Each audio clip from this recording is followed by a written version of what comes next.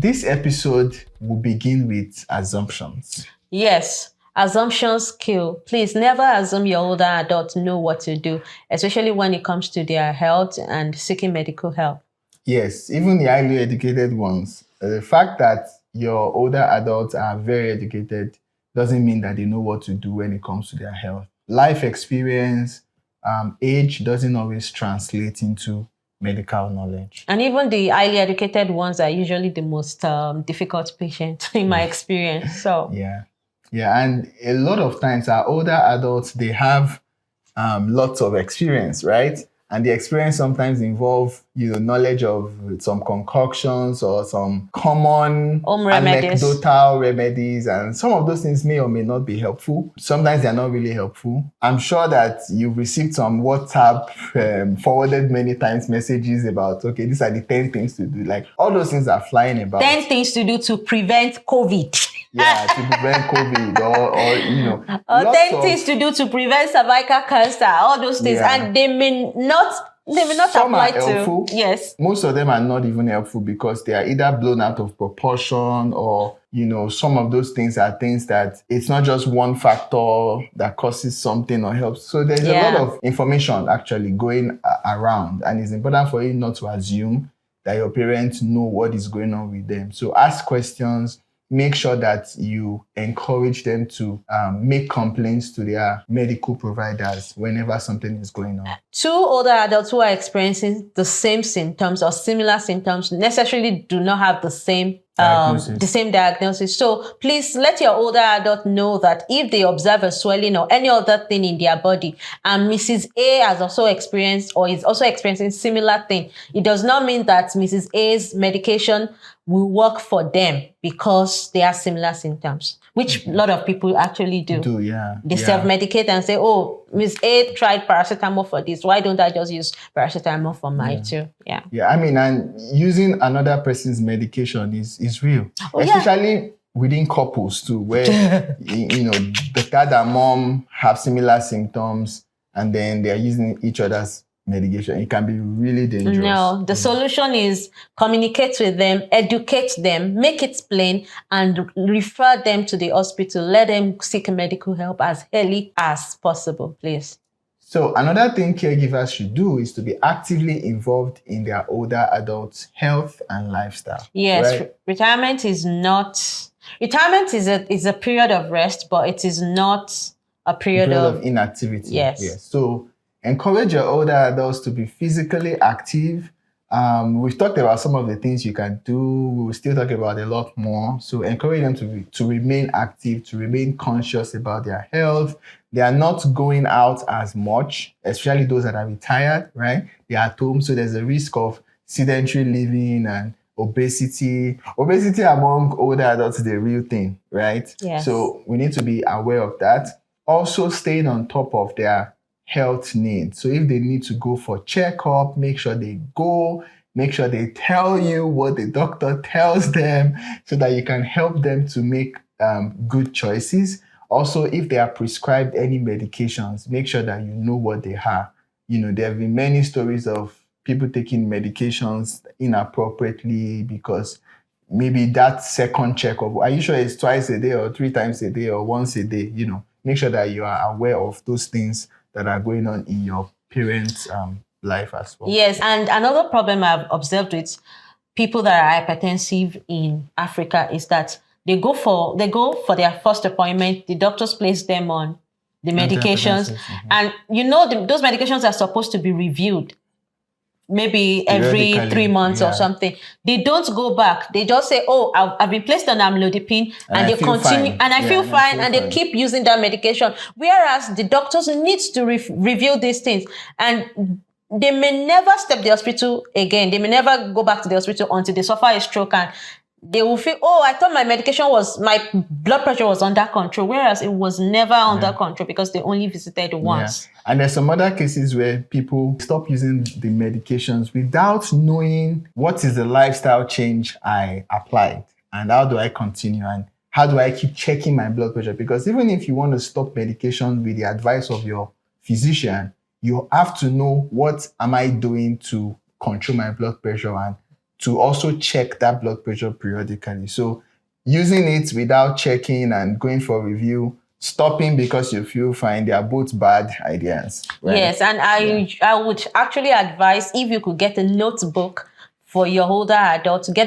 them a notebook, get them a blood pressure monitoring machine, and let them check their blood pressure regularly. Regularly can be once a day, can be once in 2 days, and let 2 days, and let them document it down so that if they are visiting their physicians and their physicians, they have something to present. Like, oh, they can see the trend. Has it been reducing? Has it been increasing? Is it that the denominator is reducing but the numerator is not reducing? Like, they could check all those things and use that information to modify or review their medication. Another thing I think we need to talk about is the need for caregivers to buy pill containers, especially if your older adult is already experiencing cognitive impairment.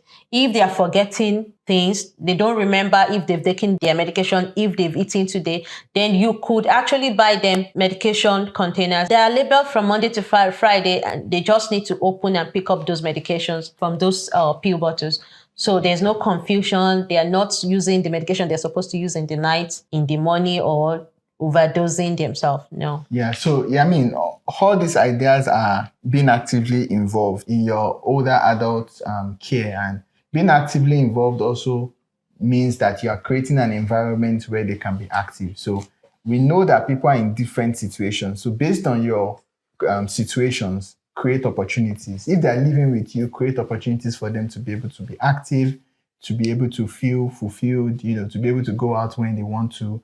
Create time, create space out of your schedule, being intentional about that. If they're not living with you, checking up on them, making sure their caregivers are aware of how to help them be more involved in maintaining healthcare. And why do we recommend that caregivers be actively involved in their older adults' health and lifestyle? Chances are that if caregivers are involved, those older adults will stay on top of their health, managing their health, and at the same time, they would be improving their quality of life and their overall well-being. They are likely to live longer if they are managing their health and all of the benefit that comes with proper management and all. So, what is next? Yes. Please, caregivers, revise the diet of your older adult. If your older adult is still drinking 2 bottles of Pepsi or Coke or eating 5 wraps of Eba or Semo, there's fire on the mountain. They need to stop. Yeah. And diet is not, I feel like I want us to use the word nutrition rather than diet, because the idea of nutrition is not just an older adult thing necessarily. Everybody needs to eat more elderly, eat less of carbs, right? There are resources that are available to help you understand. And we will also make an episode about the different food groups, what they do to your body, how to make sure you can start eating more nutritious and healthy diet. But then particularly for older adults, because they are staying at home a lot more. Yes, because they are staying at home a lot more, their calorie intake may not necessarily match their activity level. So if you're eating more and you are less physically active, there's tendency for you to become overweight or obese over time, which we don't want, because that might lead to some other chronic illnesses down the line. So you want to ensure you help them stay on top of their diet. They're eating food that are adequate in fiber, in fruits and vegetables, and protein. And water. And yes, they have to stay hydrated, because as older adults, as you age, actually, you lose fluids. And if care is not taken, you become dehydrated. And Africa, it's very hot. So you want to stay hydrated as often as possible. So revise their diet with them. And if your older adult is a woman, please ensure they are eating a lot of food rich in calcium, because as you grow old, you become more susceptible to osteoporosis. Weaker bones. I think we should just brittle bones, you are more weaker bones. susceptible to, weaker bones, which can lead to fractures more easily than other younger people. So I think that some of the ways to help them revise their diet or enable adequate nutrition is being able to set a timetable. Yes. And timetable doesn't have to be something that is restrictive, really. We will still bring in a nutritionist to talk about how these things can happen, but just helping them to set up a schedule of what foods are available to them, what food groups do those different kinds of food fall into, how can you combine them such that they are aware that, okay, this is carbohydrates, this is vegetable, I need to take more of this is protein, I need to take more of this and less of that. So being aware of that, like helping them over time, and it's not something you do like it's not one and done. Yes, right? It's not going to be an easy journey because you've been used to eating in a specific way, and suddenly they're asking you to make changes. Yeah. And usually people don't like making those changes, except it's becoming a life-threatening situation. Maybe they go to the hospital and they're like, your triglyceride, your high density lipoprotein is low, your cholesterol level is high, you need to stop eating shaki, all those kind of stuff. And when they say it's becoming life-threatening, that's when people take steps. You don't have to get there as an older adult. You don't have to wait to that point to make life changes, healthy, to start embracing healthy behaviors. Healthy eating doesn't have to be boring eating. Eating healthy doesn't have to be like you avoid everything you like to eat and avoid and eat only things that are not interesting. There are ways to eat what you like to eat and it's still going to be healthy. There are healthier options you can adopt. There's so many things available to you that the first step of just being intentional about having conversations about your older adults, being willing to learn, then you can start adding new or more improved knowledge about how you can. Another way you could help them live these out is by doing portion control for them. What's that? So learning to eat little food. So let's say you've been used to eating 5 wraps of eba. Why don't you reduce it to, you can still eat that eba because eba is actually rich in fiber, but why don't you cut it down to 1 wrap of eba and lots of vegetables and soup. We have a lot of soup in Africa. So eat a lot of soup and 1 wrap of eba and then drink plenty water. Yeah. Drink plenty water. You become full easily if you drink a lot of water. One of the reasons why people eat more is because they don't drink enough water. And a lot of people are also afraid that if they switch to vegetables and more fruits and more non-carbs, they will get hungry more. Because some of those foods like fruits and vegetables, they are not calorie dense. Mm-hmm.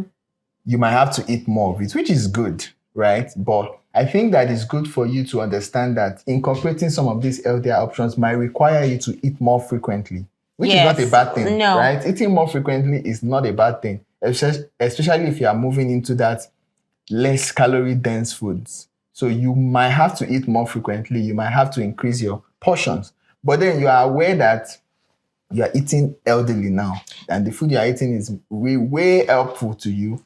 And then you're eating more frequently because you need to also feel full, right? So that, just to be sure we are clear, I can increase my portion if I'm eating more healthy food rather than the carbs. But if I still want to keep eating carbs, I really need to cut it down. You cut the carbs and then supplement it with other things. Yes, well, awesome. Eating, dieting, nutrition is a whole topic on its own and we can't exhaust it here, but the point here is that being actively involved in your older adults' health by also revising their diet, reviewing their diet and ensuring that they are eating what is good for them. So Tolu, what happens if I really want to help my older adults but they don't want to change? What do I do? I think that you can start small in terms of like having a conversation about what they like and what kind of food you are trying to introduce to them and why they don't like to eat that. Because I don't think anyone would just say, I don't want to eat healthy. It's probably more of, this is the food I like. This is my routine. I don't want to change things. So I think that bringing that conversation slowly, bringing alternatives that still use some of those same foods to achieve the same goals, or being able to say that, I'm not saying you should stop eating this food. So maybe reduce the quantity and then increase this over time. or bringing in alternatives that will help them to be able to adopt a different lifestyle. Okay, so and by bringing in alternatives, you mean buying those things for them, right? Yeah. Yes, you could shop, buy those things, and bring it to their home. It's true, yeah, because a lot of times too, people may not want to adopt something because they feel like this thing is too expensive, or I can't afford it, or I can't change. So you trying to introduce something to your older adults might mean buying them, doing an experience for them of, okay, these are the things that I got for you. And try don't tell it them out. the price. If you tell them the price, it's like, oh, this is too expensive. Please don't buy it for me again. No, that's not the point. The point is they trying those things out. Trying them out. Yeah, trying them out. And then having a conversation about how can you adopt that. Some of those things are more expensive. Some of those things are not really more expensive. And we just assume that it's expensive because it's new, right? But then being able to take decisions or make decisions that are helpful to you. I mean, there are so many things that are more expensive that we still buy because we know that we need them, right? So being able to have that slow burn, improved conversation about health. Another way you could address this is by modeling that lifestyle for them. So if they're living with you, cook those food, eat those foods together. That will really be helpful. Yeah. I think that communication is key. Like everything we have to do, introducing new things to your parents, introducing a different way, having conversations about it at first. What do you think? How can this help? How does this help you? How can I make it easier for you? So being intentional about that process as much as possible does help. I've had older adults say, like something will definitely kill us. And I'm cuckoo old, like I'm old. So one day I'll go back to my creator or something. After all is said and done, you can only try. You can't force them. You can't force people to do things. But then many people will actually change if you have a conversation with them, if you help them out by but you need to be patient. Showing it. Well, you need to be patient. Is required as well. Yeah. Yes. So another thing we want to talk about is perspective. In our first video, I think we talked about the old age being associated with mixed emotions, right? People are tired, some people are tired. Some people feel like, they're not as active as they used to be. Some people are afraid of illness and the reality of our mortality and things like that. I think that one thing that caregivers can do is to help their older adults think more about the positive things of life, create a positive environment, right? And help them focus on the good things of life. If your parents have lived a long and fulfilling life, honestly, I don't think there's anything out of place in you celebrating their birthdays, right? Celebrating their birthdays, celebrating milestones, organizing retirement parties for them. Those are some of the things that helps them to know. Even if they know, it helps them to really, really know that I actually made a difference.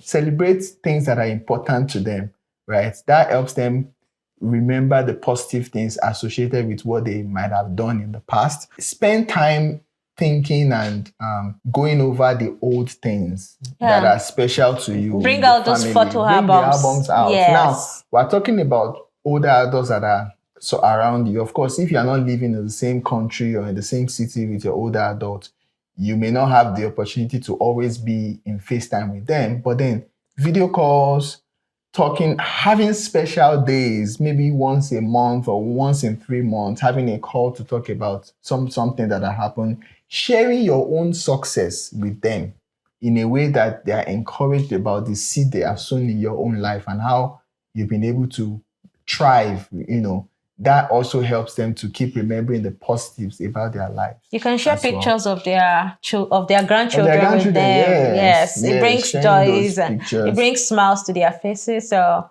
please remind them that everything is going to be all right. Remind them that God is good. Yeah. And it's especially important because milestones in your own lives, if your parents are not there to celebrate with you, sometimes they feel bad. But send pictures. Your child starts walking. Send the picture or the video to your parent. They will be all like over the moon, right? About it, And you won't know. They keep those pictures on their Yes. phones. You see them like hundreds of pictures of their grandchildren, or you graduating from school or your master's program or PhD, all those things, send them memoirs or souvenirs that they can keep and keep looking at if they are, thinking about life. And those will bring positive memories to them as well. And if they are now living with you, involving them in the celebrations that you do is important, and also taking them out to places like, picnics, parks, the museums, experiences. Like there are sometimes that maybe in your city, there's like a concert with a musician that they grew up with, taking them there to just listen to that music that they've listened to while they were growing up is golden.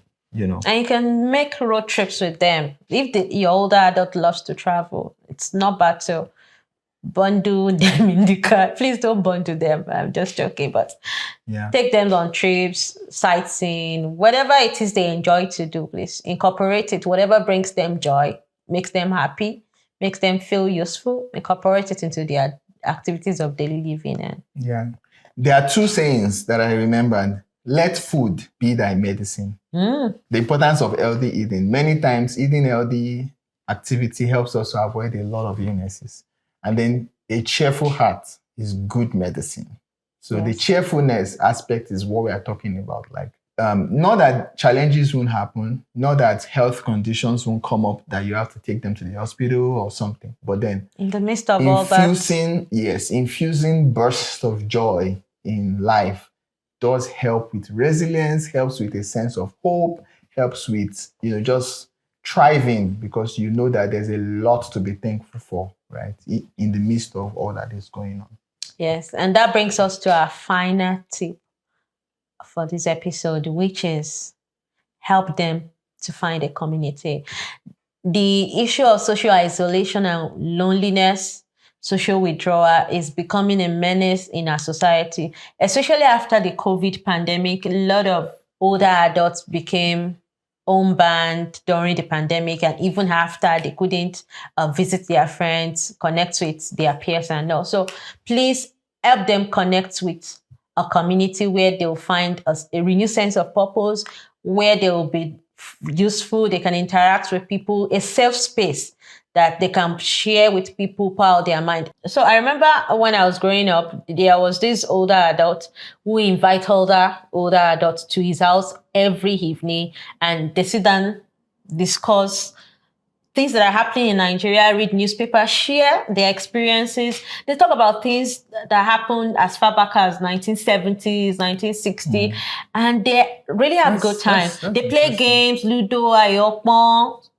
is it draft, Scrabble, all those stuff. And I visited them once because I had a project and I was trying to find meanings to different kinds of Yoruba name. Like, why do you name someone Oke, Ige, Adubi? And you need to see the excitement on their faces. They were so happy to help me. Like, someone found us useful. Like, they have wealth of knowledge. They're usually very excited about such things, such opportunities. So if there are places where they could even volunteer in communities, maybe like an after school place or in church or things like that, like they're always very excited to do that, especially if it's around the area of their strength. So like it's not stressful for them to volunteer, for them to help out. So that sense of community is very important. Really, really important. And community can also come in different forms, because there are some cases where your older adults may be living with you and you may not be living in where you grew up. Yes, in the environment the older adult is already used to and they have a lot of peers around. You grew up in Lagos, and that's where your older adult is. But for one reason or the other, you moved out of Lagos and now you're living in, let's say, Abuja, and you decided that your parents should come live with you. Now that they're in Abuja, it may be difficult for them to actually find a new community because none of their peers are there. They didn't grow up in that environment. So you need to help them.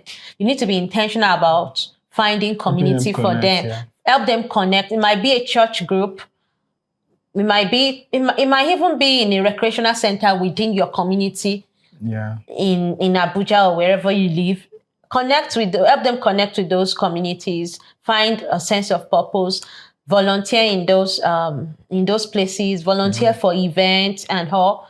And it will increase their mental and emotional well-being. When you talk to people, when you are not lonely, you're not sitting down at home alone, like you have people to rub minds to. There's a way it makes you feel happy, have a sense of belonging somewhere. And the truth is that there's community to be found everywhere you are. We just have to be a lot more intentional about trying things out. And I mean, if it doesn't work out in one place, you can always figure out an alternative arrangement. But being able to connect them to community really helps. And also for older adults that may have limitations, or maybe chronic illness or a disability, or they are wheelchair bound, for example, there are still ways to engage them. Like we said earlier, working out with them when you are going out to maybe like a rec center or the library, you can take them along. A lot of libraries out there, especially for people that are in other countries outside of Nigeria, libraries are very accessible. You can take your older adults, even on wheelchair.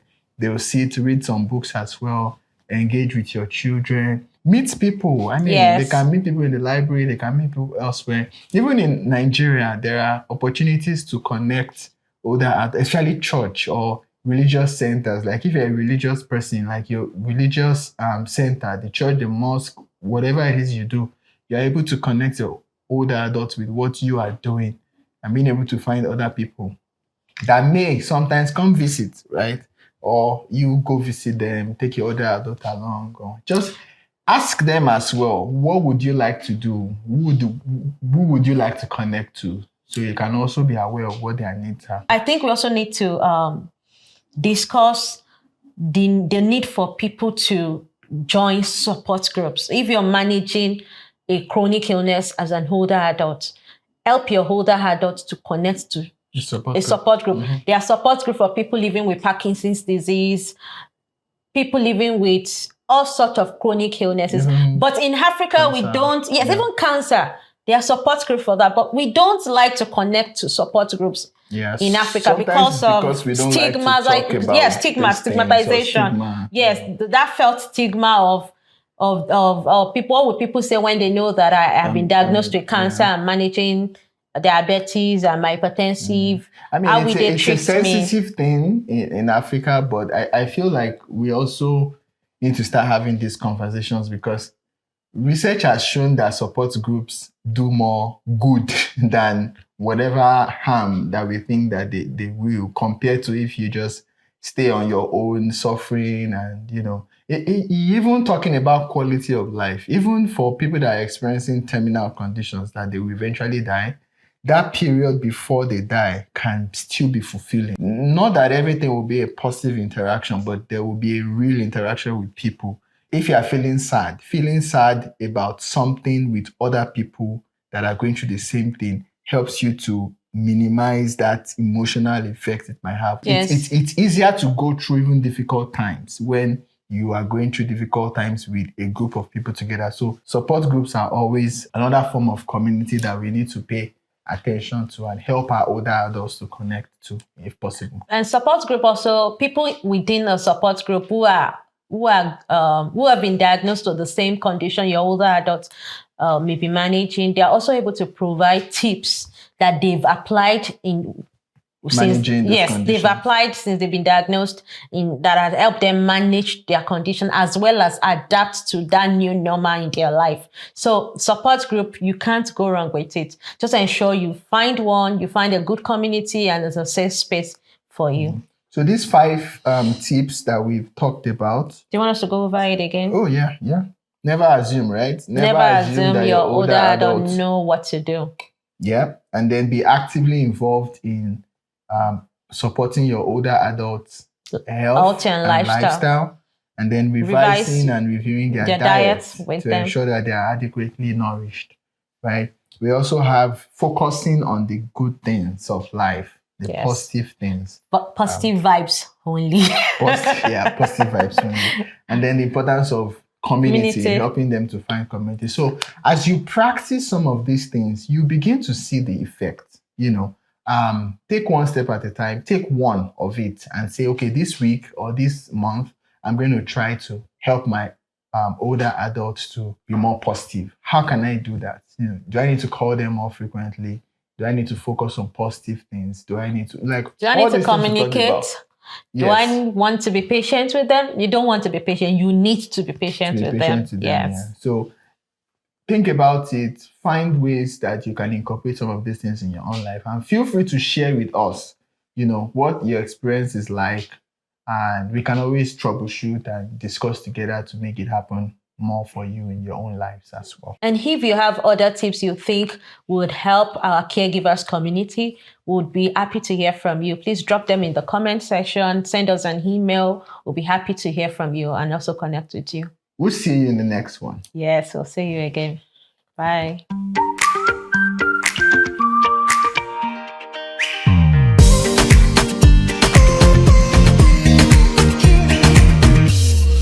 Thank you for watching our video. There are several ways to connect with us. Yes, you can visit our website, wrinklesandgrace.com, to read articles to help your older adult and even yourself as a caregiver. Yes, and the unique thing about our website is that we have big words or words that maybe not many people will understand. We have the meaning. So each article will have some highlighted words that you can click, and then a pop-up will come up that will show you the meaning of those words. And all our articles have references. We hope to add more like downloads, infographics, and short tests. And short tests you could do at home. Test assessments that you could do at home. So visit our website, wrinklesandgrace.com. We are also on YouTube, of course, Instagram and Facebook. So go ahead, follow us, sign up for our newsletter, subscribe to this channel. And share your thoughts with us. We would love to really hear from you and connect with you. Yeah, and share with somebody else as well that would benefit from our videos. Bye.